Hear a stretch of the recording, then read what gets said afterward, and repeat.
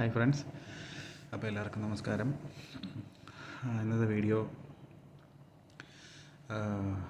നല്ല സുഹൃത്ത് ആരാണ്, നല്ല സുഹൃത്ത് എങ്ങനെയാണ് നല്ല സുഹൃത്തിനെ കിട്ടുക, എന്താണ് ചെയ്യേണ്ടത്, എങ്ങനെയാണ് കിട്ടുക എന്നുള്ളതിൽ ചെറിയൊരു ഇതുണ്ട്.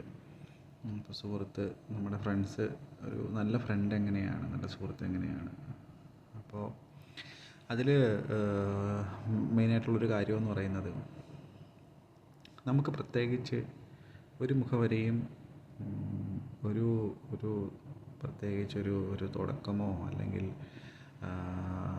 എന്തെങ്കിലും ഒരു ഒരു പ്രത്യേക രീതിയിൽ സംസാരിക്കേണ്ടതോ അങ്ങനെ ഒന്നുമില്ലാതെ നമുക്ക് സംസാരിക്കാൻ പറ്റുന്ന ഒരാൾ നമ്മുടെ കൂട്ടിനകത്തുണ്ടാവും, നമ്മുടെ ഫ്രണ്ട് സർക്കിളിലുണ്ടാവും, കൂട്ടുകാർക്കിടയിലുണ്ടാവും.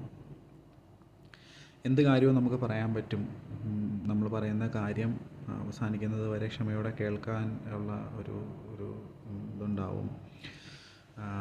പോരാത്തതിന് നമുക്കതിനൊരു ഉത്തരവും കിട്ടും.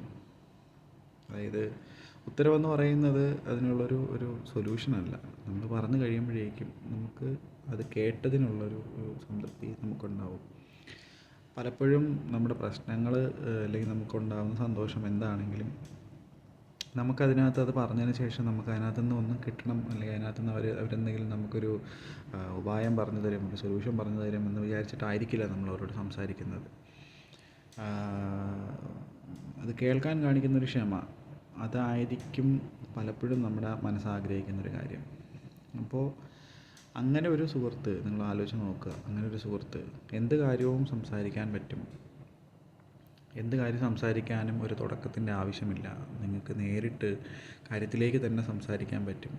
ആ കാര്യം മുഴുവനായി നിങ്ങൾ പറയുന്ന കാര്യം മുഴുവനായി കേൾക്കാനുള്ള ക്ഷമ കാണിക്കും.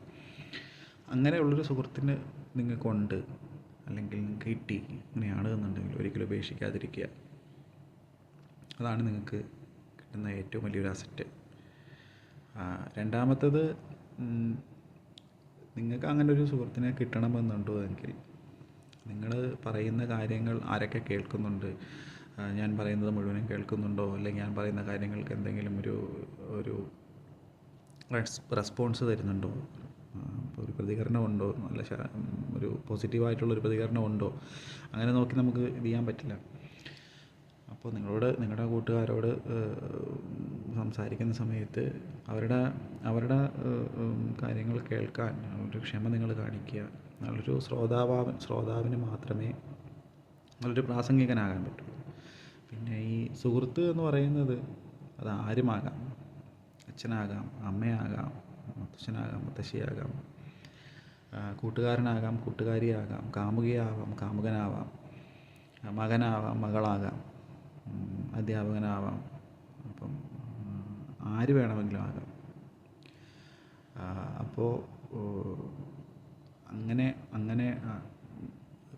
കൂട്ടുകാർ നമ്മുടെ കൂടെ പഠിക്കുന്ന അല്ലെങ്കിൽ കൂടെ ജോലി ചെയ്യുന്നവർ മാത്രമല്ല, ഏത് രീതിയിലുള്ള ആൾക്കാരുമുണ്ട്. നമ്മുടെ കുടുംബത്തിലാണെങ്കിലും ശരി, സമൂഹത്തിലാണെങ്കിലും ശരി. അങ്ങനെ ആരാണോ നിങ്ങൾക്ക് ഉള്ളത് അവരെ നഷ്ടപ്പെടാതിരിക്കാൻ ശ്രമിക്കുക. Thank you.